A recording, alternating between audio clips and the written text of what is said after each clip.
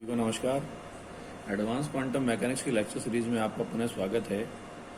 आज हम बात करेंगे एक नए टॉपिक के बारे में जिसका नाम है the repulsive potential. Repulsive potential है ना। हम कुछ एप्लीकेशन कर रहे थे पार्शियल वेव मेथड की।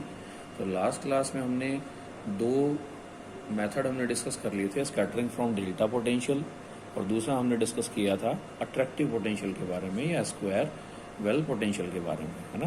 तो आज हम बात करेंगे तो रिपल्सिव पोटेंशियल, या इसको अपन दूसरे शब्दों में और नाम देते हैं अपन इसको हार्ड स्फीयर। ठीक है। तो यदि हम पोटेंशियल वेल की बात करते हैं तो हमने कहा था कि भाई पोटेंशियल वेल हम कैसे डिफाइन करते हैं, इस तरीके से नेगेटिव डायरेक्शन में हमारे पास स्कैटरिंग पोटेंशियल था, वैल्यू हमने डिफाइन करी थी माइनस वी नॉट से, और इधर हमने लिया था पोटेंशियल एनर्जी का फंक्शन लिया था यू आर। ये जो पॉइंट था ये पॉइंट था आर इक्वल्स टू ए के लिए, और पोटेंशियल एनर्जी को हमने डिफाइन किया था V R equals to minus V naught होगा आर लेस देन ए के लिए और जीरो होगा आर ग्रेटर देन ए के लिए। ये कौन सा पोटेंशियल था? ये पोटेंशियल था हमारे पास अट्रैक्टिव पोटेंशियल। ठीक है। अब आज हम बात करना चाह रहे हैं किसके बारे में? रिपल्सिव पोटेंशियल के बारे में। तो रिपल्सिव पोटेंशियल है, कुछ नहीं करना हमें, सिर्फ कौन सी डायरेक्शन में, जैसे नेगेटिव लिया तो हमने उसको कहा था अट्रैक्टिव पोटेंशियल। अगर रिपल्सिव पोटेंशियल है तो हमने पोटेंशियल बैरियर या स्कैटरिंग पोटेंशियल का फॉर्मेट है तो हमने कुछ इस तरीके से ले लिया। आर इक्वल्स टू ए के लिए यू आर की जो वैल्यू है, पोटेंशियल एनर्जी की जो वैल्यू है वो हमारे पास कितनी है? प्लस ऑफ यू जीरो है या प्लस ऑफ वी जीरो से हमने डिफाइन कर दिया। इसका मतलब U R equals to value आ गई, कितना बना? वी जीरो बना। कब? जब आर लेस देन ए है और इक्वल्स टू वैल्यू आ गई जीरो आ गया जब आर ग्रेटर देन ए होगा। ठीक है। जैसे हमने डिफाइन किया था, देखो अट्रैक्टिव पोटेंशियल के लिए हमने रिजल्ट निकाला था लास्ट क्लास में, डेरिवेशन हमने कंप्लीट किया था। इसको टोटल क्रॉस सेक्शन था sigma cross section equals to 4 pi A square, value थी tan of K naught A. Low energy scattering के लिए हमने वैल्यू निकाली थी K naught A upon A, value थी के नॉट ए का स्क्वायर आ गया ना। इसको डिराइव किया था हमने लास्ट क्लास में। किसके लिए आई थी वैल्यू? अट्रैक्टिव पोटेंशियल के लिए, और दूसरी बात किसके लिए? लो एनर्जी स्कैटरिंग प्रोसेस के लिए। ये हमने सॉल्व कर लिया था, कुछ नहीं करना। यदि हम इसी को हम रिपल्सिव पोटेंशियल के लिए हम स्टडी करते हैं तो पूरा डेरिवेशन करने के बजाय सिर्फ और सिर्फ हम क्या कर दें, के नोट की जगह हम पुट कर दें कितना? Iota K note. के नोट कितना था? के नोट था हमारे पास twice mu E upon H cross square के बराबर था, उसका अंडर रूट और था। K naught square equal to value थी twice mu naught E upon A, value थी एच क्रॉस स्क्वायर। ठीक है। तो हम कहें कि के नोट की जगह अगर आयोटा के नोट हम पुट कर दें तो जो रिपल्सिव पोटेंशियल का जो अट्रैक्टिव पोटेंशियल का जो डेरिवेशन था वो हमारे पास कन्वर्ट हो जाता है किसमें? रिपल्सिव पोटेंशियल में। तो टोटल क्रॉस सेक्शन देखो कितना बन गया? Sigma T equal to value आ गई 4 pi A square tan of K naught की जगह कितना रखना है? आयोटा के नोट रखना है, तो वैल्यू आ गई आयोटा के नोट ए माइनस वैल्यू आ गई iota K note A upon A, value आ गई आयोटा के नोट ए का स्क्वायर आ गया। ठीक है, बिल्कुल सिंपल सी बात है। या सिग्मा टोटल क्रॉस सेक्शन कितना बन गया? वैल्यू आ गई 4 पाई ए स्क्वायर, वैल्यू आ गई tan ऑफ हाइपरबोलिक के नोट ए माइनस वैल्यू आ गई के note A upon A, value आ गई के नोट ए का स्क्वायर आ गया। क्यों? क्योंकि वैल्यू कितनी होती है हमारे पास? वैल्यू होती है tan of hyperbolic K naught A equals to value होती है tan of iota K naught A upon A, value आ गई आयोटा, या मैं क्या कह दूं? tan of iota K naught A equals to value होती है आयोटा मल्टीप्लीकेशन में आ गया tan of hyperbolic K naught A आ गया। तो आयोटा कॉमन आकर क्या हो जाएगा? कैंसिल हो जाएगा। तो इसका मतलब रिजल्टेंट टोटल क्रॉस सेक्शन कितना है? Sigma T equals to value है 4 पाई ए स्क्वायर, है ना। वैल्यू आ गई tan of hyperbolic K naught A minus value आ गई K naught A upon value आ गई के नॉट ए का स्क्वायर आ गया। सपोज दैट इसको मैंने डिफाइन कर दिया किससे? इक्वेशन नंबर फर्स्ट से। ठीक है। तो अट्रैक्टिव पोटेंशियल है तो U R equals to value होगी माइनस वी जीरो, और अगर हमारे पास रिपल्सिव पोटेंशियल है तो U R equals to value होगी प्लस वी जीरो। रिजल्ट हम वही काम में लेंगे जो हमने अट्रैक्टिव पोटेंशियल के लिए हमने निकाला था, सिर्फ कुछ नहीं करना। वहाँ के नोट की जगह अपन आयोटा के नोट क्यों पुट कर रहे हैं? क्योंकि उसमें U R equals to minus V naught था और उसमें यू आर इक्वल्स टू कितना है? प्लस वी नोट है। तो सिर्फ के नोट की जगह आयोटा के नोट यदि हम पुट कर दें तो जो अट्रैक्टिव पोटेंशियल का डेरिवेशन था वो एज इट इज हमारे पास कन्वर्ट हो जाएगा उसमें रिपल्सिव पोटेंशियल में, है ना। तो हमारे पास रिजल्ट हमने निकाला total scattering cross section sigma T equals to value है 4 पाई ए स्क्वायर, वैल्यू आ गई tan of hyperbolic K naught A minus value आ गई के नॉट ए और अपॉन वैल्यू आ गई के नॉट ए का स्क्वायर आ गया। अब हम क्या कह गए, हमने पढ़ा है टेन ऑफ हाइपरबोलिक एक्स कितना होता है, वैल्यू होती है E raise to power X minus E raise to power minus X upon value आ गई E raise to power X plus E raise to power minus X. और मैं कह दूं कि लिमिट, अगर मैं कंडीशन लगा दूं एक्स टेंस टू इनफाइनाइट हो, टेन ऑफ हाइपरबोलिक एक्स, तो एक्स टेंस टू इनफाइनाइट अगर मैं रख रहा हूँ तो ई की पावर माइनस एक्स है, ये कितना बनेगा जीरो, ये की पावर माइनस एक्स है, ये भी कितना बनेगा जीरो, ई की पावर एक्स और E raise to power X cancel होकर वैल्यू हमारे पास कितनी बन जाएंगी 1 बन जाएंगी। तो सेम वही कंडीशन टेन ऑफ हाइपरबोलिक के जीरो ए है, तो के जीरो ए अगर मैं वही कंडीशन अगर मैं लगाऊं तो उसको मैं क्या कहता हूँ sigma total cross section sigma T equals to value आ गई 4 पाई ए स्क्वायर आ गया, ये वैल्यू आ गई 1 माइनस वैल्यू आ गई के नोट ए अपॉन वैल्यू आ गई के नोट ए का स्क्वायर आ गया। ठीक है, कंडीशन आ गई हमारे पास। तो हम कहते हैं कि ये वैल्यू आ गई, इसको मैं क्या लिख सकता हूँ, वैल्यू आ गई sigma total cross section equals to value आ गई 4 पाई ए स्क्वायर, वैल्यू आ गई 1 अपॉन वैल्यू आ गई के नोट ए माइनस वैल्यू आ गई 1 का स्क्वायर आ गया। अब मैं कह रहा हूँ कि भाई वी है ना, पोटेंशियल बैरियर की जो हाइट है V naught equal tends to मैंने कितना लिया, इनफाइनाइट लिया। इनफाइनाइट लिया क्योंकि हम क्या पढ़ रहे हैं, हम पढ़ रहे हैं लो एनर्जी स्कैटरिंग पढ़ रहे हैं। इसका मतलब the energy of incident particles is quite low, किसके कंपेरिजन में, in the comparison to the height of potential barrier. जो हमने कंडीशन बताई ना, हमने कहा कि भाई V naught tends to infinite का मतलब क्या हुआ, मतलब ये हुआ कि पोटेंशियल बैरियर की हाइट जो है वो इंसिडेंट पार्टिकल्स के एनर्जी कंपेरिजन में बहुत ज़्यादा है ना, ये इसका बेसिकली मतलब हुआ। तो के वी टेंस टू इनफाइनाइट है, तो देखो के नॉट की वैल्यू हमारे पास कितनी थी, K naught equals to value आ गई ट्वाइस आ गया, म्यू आ गया, और वैल्यू कितनी आएगी ई प्लस वी नॉट। अगर हम पॉजिटिव पोटेंशियल ले रहे हैं तो ई माइनस वी नॉट आएगा, तो उसका स्क्वायर था, तो हम उसको क्या लिखें, वैल्यू आ गई K naught equals to twice mu V naught upon H का स्क्वायर आ गया। अगर V naught tends to infinite है तो के नॉट भी हमारे पास क्या हो गया, टेंस टू इनफाइनाइट हो गया। या वैल्यू कितनी बनी, 1 अपॉन के नॉट ए कितना बन गया, 0 बन गया। इसका मतलब टोटल क्रॉस सेक्शन कितना बन गया, 4 पाई ए स्क्वायर आ गया। ये हमारे पास आ गया टोटल क्रॉस सेक्शन आ गया, निकाल सकते हैं। तो फॉर हार्ड स्फीयर या फॉर रिपल्स अट्रैक्टिव पोटेंशियल के लिए हम क्या कहते हैं, इन the case of low energy scattering sigma T हमारे पास या टोटल क्रॉस सेक्शन जो है वो हमारे पास कैसा आ गया, इंडिपेंडेंट ऑफ एनर्जी है ना।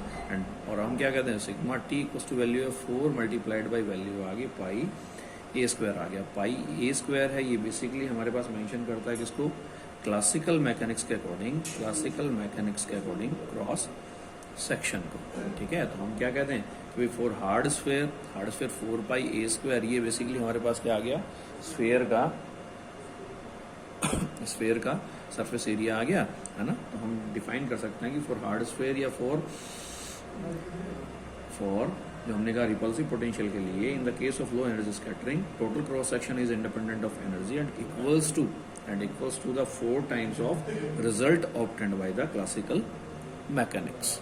ठीक है, अब देखो इसी को यदि हम एक छोटी सी बाउंड्री कंडीशन और लगा दें, यदि इसी को हम सॉल्व करें किसके लिए, हाई एनर्जी लिमिट के लिए यदि हम सॉल्व करें, तो मैं क्या कह सकता हूँ कि देखो सिग्मा टी कंडीशन निकाल रहे हैं हम किसके लिए, के टेंस टू इनफाइनाइट के लिए, इक्वल्स टू वैल्यू आ गई समीशन, फॉर्मूला कितना था, वैल्यू आ गई 4 pi upon K square, value थी 2l + 1, वैल्यू आ गई साइन स्क्वायर, और वैल्यू आ गई डिल एल। एल की वैल्यू एल इक्वल्स टू 0 से कहाँ तक आ गया, L maximum equals to value आ गई ए इंटू के आ गया। ठीक है, तो हम क्या कहते हैं, इसी को जैसे मैंने कह दिया सिग्मा टी आ गया, वैल्यू निकाल रहे हैं के टेंस टू इनफाइनाइट के लिए, L equals to 0 to value आ गई कहाँ तक, वैल्यू आ गई ए के। जहाँ हमने पार्शियल वेव पढ़ा था है ना, वहाँ उस पार्शियल वेव में हमने एंगुलर मोमेंटम की मैक्सिमम वैल्यू हमने कही थी, और हमने कहा था कि only those waves will contribute to the scattering for which the angular momentum should be less than a into k, हमने डिफाइन करी थी वैल्यू। हम कहें कि भाई यहाँ हम जो फेज शिफ्ट ले रहे हैं, अलग अलग पार्टिकल्स के कोरस्पॉन्डिंग जो वेव्स होंगी उनके लिए फेज शिफ्ट भी क्या होंगी, अलग अलग होंगी। तो जो phase shift should be random, और अगर रैंडम है, अगर हम उसका टोटल अगर हम बिहेवियर निकालना चाह रहे हैं, तो हम कौन सी उसकी वैल्यू ले लें, एवरेज वैल्यू ले लें। और average value of sine square deal L किसके बराबर होता है, average value of sine square deal L बराबर होता है किसके, 1/2 के बराबर होता है। इसका मतलब total cross section sigma T equals to value आ गई कितना बना, वैल्यू आ गई 4 पाई समीशन आ गया, summation L equals to 0 to value आ गई ए के, और वैल्यू आ गई हमारे पास कितना बना 4π/k², वैल्यू आ गई ट्वाइस l+1 और साइन स्क्वायर DL कितना बन गया 1/2 बन गया। इसका मतलब total cross section sigma T value आ गई 2π/k² आ गया और इसको क्या लिखें ट्वाइस आ गया, समीशन आ गया l=0 टू वैल्यू आ गई KA और वैल्यू आ गई L प्लस में वैल्यू आ गई समीशन l=0 टू वैल्यू आ गई KA और वैल्यू आ गई 1। इसको मैं सॉल्व करूं तो वैल्यू कितनी बनी ट्वाइस π/, वैल्यू आ गई k²। ठीक है, और ये वैल्यू कितनी आ गई 1 आ गया प्लस 3 प्लस में वैल्यू आ गई 5 and so on. Last value कितनी आ गई 2AK प्लस में वैल्यू आ गई 1। दैट मीन्स रिजल्ट आ गया हमारे पास कुछ इस तरीके से sigma T equals to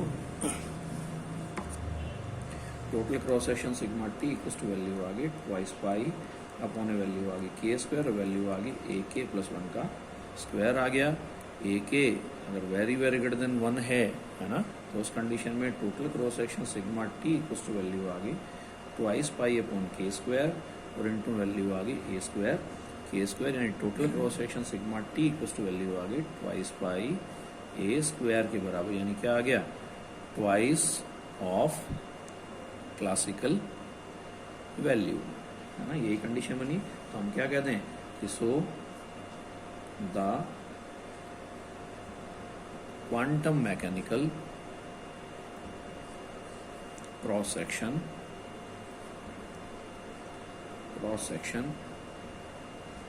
comes out 2 times of the classical value, है ना। Sigma T equals to value कितनी आई है हमारे पास 4πA² के बराबर आई। ठीक है, अब देखो यहाँ इसी केस के अंदर हम जैसे यूजी क्लासेस में हम एक इफेक्ट और पढ़ते हैं, कौन सा इफेक्ट रामसो टाउनसेंड इफेक्ट पढ़ते हैं, जो हम कहते हैं कि भाई लो एनर्जी इलेक्ट्रॉन्स का जब स्कैटरिंग होती है किससे किसी पोटेंशियल बैरियर से, तो हम कहते हैं कि भाई स्कैटरिंग में ट्रांसमिशन कोफिशिएंट हमारे पास कितना मिलता है यूनिटी मिलता है ना, मैक्सिमम ट्रांसफॉर्मेशन हमें मिलता है, ट्रांसमिशन कोफिशिएंट हमें मिलता है।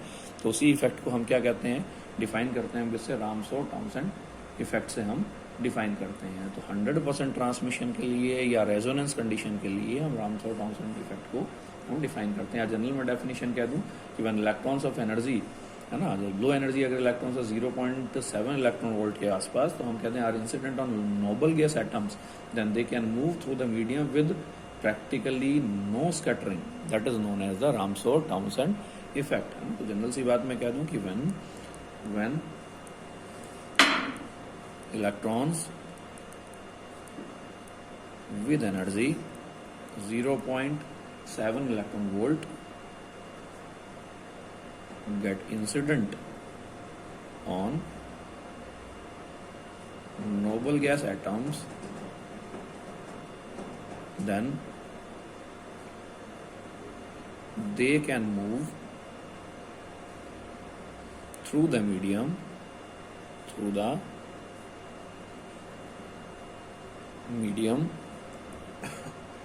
with